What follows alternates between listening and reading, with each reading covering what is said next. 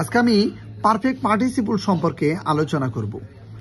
Perfect পার্টিসিপলটা হলো having এর পর ভার্বের পাস্ট পার্টিসিপল মিলে পারফেক্ট পার্টিসিপল গঠিত হয়।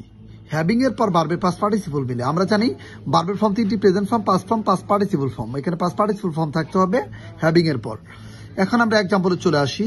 Having it my meal I went to college. আমি এক্সাম্পলের জন্য একটি বাক্য এখানে লিখেছি, এই নিচেটা অ্যান্সার।